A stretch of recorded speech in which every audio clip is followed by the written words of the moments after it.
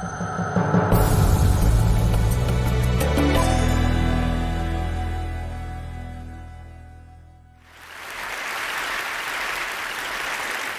a student of adversity, I've been struck over the years by how some people with major challenges seem to draw strength from them. And I've heard the popular wisdom that has to do with finding meaning. And for a long time, I thought the meaning was out there, some great truth waiting to be found. But over time, I've come to feel that the truth is irrelevant. We call it finding meaning, but we might better call it forging meaning. My last book was about how families manage to deal with various kinds of challenging or unusual offspring. And one of the mothers I interviewed, who had 2 children with multiple severe disabilities, said to me, "People always give us these little sayings like, 'God doesn't give you any more than you can handle.' But children like ours are not preordained as a gift. They're a gift because that's what we have chosen." We make those choices all our lives. When I was in 2nd grade, Bobby Finkel had a birthday party and invited everyone in our class but me. My mother assumed there'd been some sort of error, and she called Mrs. Finkel, who said that Bobby didn't like me and didn't want me at his party. And that day, my mom took me to the zoo and out for a hot fudge sundae. When I was in 7th grade, one of the kids on my school bus nicknamed me Percy as a shorthand for my demeanor. And sometimes he and his cohort would chant that provocation the entire school bus ride, 45 minutes up, 45 minutes back. Percy, Percy, Percy, Percy. When I was in 8th grade, our science teacher told us that all male homosexuals develop fecal incontinence because of the trauma to their anal sphincter. And I graduated high school without ever going to the cafeteria, where I would have sat with the girls and been laughed at for doing so, or sat with the boys and been laughed at for being a boy who should be sitting with the girls. I survived that childhood through a mix of avoidance and endurance. What I didn't know then, and do know now, is that avoidance and endurance can be the entryway to forging meaning. After you've forged meaning, you need to incorporate that meaning into a new identity. You need to take the traumas and make them part of who you've come to be, and you need to fold the worst events of your life into a narrative of triumph, evincing a better self in response to things that hurt. One of the other mothers I interviewed when I was working on my book had been raped as an adolescent and had a child following that rape, which had thrown away her career plans and damaged all of her emotional relationships. But when I met her, she was 50, and I said to her, "Do you often think about the man who raped you?" And she said, "I used to think about him with anger, but now only with pity." And I thought she meant pity because he was so unevolved as to have done this terrible thing. And I said, "Pity?" And she said, "Yes, because he has a beautiful daughter and 2 beautiful grandchildren, and he doesn't know that, and I do. So as it turns out, I'm the lucky one." Some of our struggles are things we're born to: our gender, our sexuality, our race, our disability. And some are things that happen to us: being a political prisoner, being a rape victim, being a Katrina survivor. Identity involves entering a community to draw strength from that community and to give strength there too. It involves substituting "and" for "but," not "I am here, but I have cancer," but rather "I have cancer and I am here." When we're ashamed, we can't tell our stories, and stories are the foundation of identity. Forge meaning build identity. Forge meaning and build identity. That became my mantra. Forging meaning is about changing yourself. Building identity is about changing the world. All of us with stigmatized identities face this question daily: how much to accommodate society by constraining ourselves, and how much to break the limits of what constitutes a valid life? Forging meaning and building identity does not make what was wrong right. It only makes what was wrong precious. In January of this year, I went to Myanmar to interview political prisoners, and I was surprised to find them less bitter than I'd anticipated. Most of them had knowingly committed the offenses that landed them in prison, and they had walked in with their heads held high, and they walked out with their heads still held high, many years later. Dr. Mathi Da, a leading human rights activist who had nearly died in prison and had spent many years in solitary confinement, told me she was grateful to her jailers for the time she had had to think, for the wisdom she had gained, for the chance to hone her meditation skills. She had sought meaning and made her travail into a crucial identity. But if the people I met were less bitter than I'd anticipated about being in prison, they were also less thrilled than I'd expected about the reform process going on in their country. Mathi Da said, "We Burmese are noted for our tremendous grace under pressure, but we also have grievance under glamour," she said, "and the fact that there have been these shifts and changes doesn't erase the continuing problems in our society that we learned to see so well while we were in prison." And I understood her to be saying that concessions confer only a little humanity where full humanity is due, that crumbs are not the same as a place at the table, which is to say, you can forge meaning and build identity and still be mad as hell. I've never been raped, and I've never been in anything remotely approaching a Burmese prison.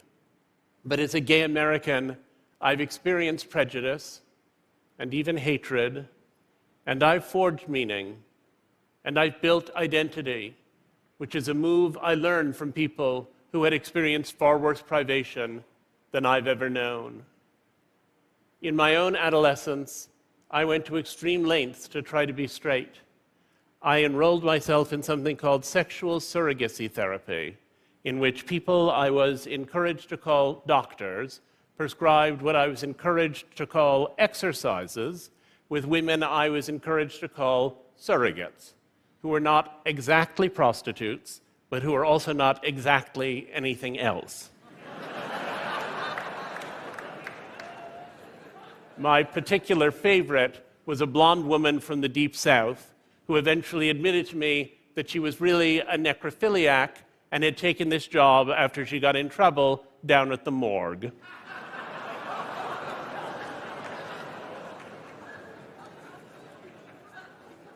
These experiences eventually allowed me to have some happy physical relationships with women, for which I'm grateful. But I was at war with myself, and I dug terrible wounds into my own psyche. We don't seek the painful experiences that hew our identities, but we seek our identities in the wake of painful experiences. We cannot bear a pointless torment, but we can endure great pain if we believe that it's purposeful. Ease makes less of an impression on us than struggle. We could have been ourselves without our delights, but not without the misfortunes that drive our search for meaning. Therefore, I take pleasure in infirmities, St. Paul wrote in 2 Corinthians. For when I am weak, then I am strong. In 1988, I went to Moscow to interview artists of the Soviet underground, and I expected their work to be dissident and political. But the radicalism in their work actually lay in reinserting humanity into a society that was annihilating humanity itself, as in some senses Russian society is now doing again. One of the artists I met said to me, "We were in training to be not artists, but angels." In 1991, I went back to see the artists I'd been writing about, and I was with them during the putsch that ended the Soviet Union, and they were among the chief organizers of the resistance to that putsch. And on the third day of the putsch, one of them suggested we walk up to Smolenskaya, and we went there, and we ranged ourselves in front of one of the barricades, and a little while later, a column of tanks rolled up. And the soldier on the front tank said, "We have unconditional orders to destroy this barricade. If you get out of the way, we don't need to hurt you. But if you won't move, we'll have no choice but to run you down." And the artist I was with said, "Give us just a minute. Give us just a minute to tell you why we're here." And the soldier folded his arms, and the artist launched into a Jeffersonian panegyric to democracy, such as those of us who live in a Jeffersonian democracy would be hard-pressed to present. And they went on, and the soldier watched, and then he sat there for a full minute after they were finished, and looked at us so bedraggled in the rain, and said, "What you have said is true, and we must bow to the will of the people. If you'll clear enough space for us to turn around, we'll go back the way we came." And that's what they did. Sometimes forging meaning can give you the vocabulary you need to fight for your ultimate freedom. Russia awakened me to the lemonade notion that oppression breeds the power to oppose it, and I gradually understood that as the cornerstone of identity. It took identity to rescue me from sadness. The gay rights movement posits a world in which my aberrances are a victory. Identity politics always works on two fronts: to give pride to people who have a given condition or characteristic, and to cause the outside world to treat such people more gently and more kindly. Those are two totally separate enterprises, but progress in each sphere reverberates in the other. Identity politics can be narcissistic. People extol a difference only because it's theirs. People narrow the world and function in discrete groups without empathy for one another. But properly understood and wisely practiced, identity politics should expand our idea of what it is to be human. Identity itself should be not a smug label or a gold medal, but a revolution.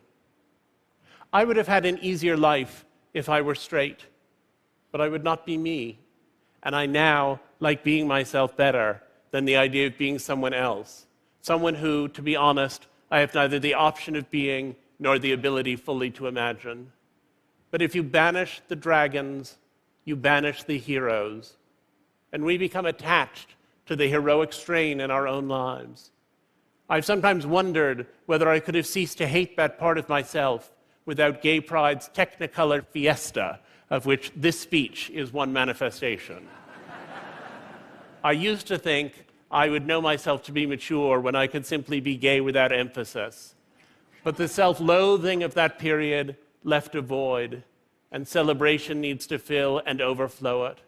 And even if I repay my private debt of melancholy, there's still an outer world of homophobia that it will take decades to address.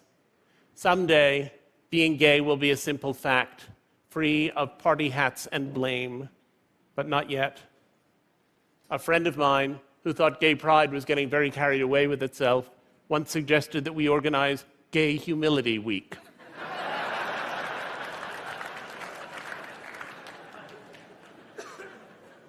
It's a great idea, but its time has not yet come. And neutrality, which seems to lie halfway between despair and celebration, is actually the end game. In 29 states in the US, I could legally be fired or denied housing for being gay. In Russia, the anti-propaganda law has led to people being beaten in the streets. 27 African countries have passed laws against sodomy, and in Nigeria, gay people can legally be stoned to death, and lynchings have become common. In Saudi Arabia recently, Two men who had been caught in carnal acts were sentenced to 7,000 lashes each and are now permanently disabled as a result. So who can forge meaning and build identity? Gay rights are not primarily marriage rights, and for the millions who live in unaccepting places with no resources, dignity remains elusive. I'm lucky to have forged meaning and built identity, but that's still a rare privilege, and gay people deserve more collectively than the crumbs of justice. And yet, every step forward is so sweet. In 2007, 6 years after we met, my partner and I decided to get married. Meeting John had been the discovery of great happiness and also the elimination of great unhappiness. And sometimes I was so occupied with the disappearance of all that pain that I forgot about the joy, which was at first the less remarkable part of it to me. Marrying was a way to declare our love as more a presence than an absence. Marriage soon led us to children, and that meant new meanings and new identities, ours and theirs. I want my children to be happy, and I love them most achingly when they are sad. As a gay father, I can teach them to own what is wrong in their lives. But I believe that if I succeed in sheltering them from adversity, I will have failed as a parent. A Buddhist scholar I know once explained to me that Westerners mistakenly think that nirvana is what arrives when all your woe is behind you and you have only bliss to look forward to. But he said that would not be nirvana, because your bliss in the present would always be shadowed by the joy from the past. Nirvana, he said, is what you arrive at when you have only bliss to look forward to and find in what looked like sorrows the seedlings of your joy. And I sometimes wonder whether I could have found such fulfillment in marriage and children if they'd come more readily, if I'd been straight in my youth or were young now, in either of which cases this might be easier. Perhaps I could. Perhaps all the complex imagining I've done could have been applied to other topics. But if seeking meaning matters more than finding meaning, the question is not whether I'd be happier for having been bullied, but whether assigning meaning to those experiences has made me a better father. I tend to find the ecstasy hidden in ordinary joys because I did not expect those joys to be ordinary to me. I know many heterosexuals who have equally happy marriages and families, but gay marriage is so breathtakingly fresh, and gay families so exhilaratingly new, and I found meaning in that surprise. In October, it was my 50th birthday, and my family organized a party for me. And in the middle of it, my son said to my husband that he wanted to make a speech. And John said, "George, you can't make a speech. You're 4. Only Grandpa and Uncle David and I are going to make speeches tonight." But George insisted and insisted. And finally, John took him up to the microphone. And George said very loudly, "Ladies and gentlemen, may I have your attention, please?" And everyone turned around, startled. And George said, "I'm glad it's Daddy's birthday. I'm glad we all get cake. And Daddy, if you were little, I'd be your friend." And I thought, thank you, I thought that I was indebted even to Bobby Finkel, because all those earlier experiences were what had propelled me to this moment. And I was finally unconditionally grateful for a life I'd once have done anything to change. The gay activist Harvey Milk was once asked by a younger gay man what he could do to help the movement. And Harvey Milk said, "Go out and tell someone." There's always somebody who wants to confiscate our humanity, and there are always stories that restore it. If we live out loud, we can trounce the hatred and expand everyone's lives. Forge meaning, build identity. Forge meaning, build identity. and then invite the world to share your joy. Thank you. Thank you. Thank you. Thank you.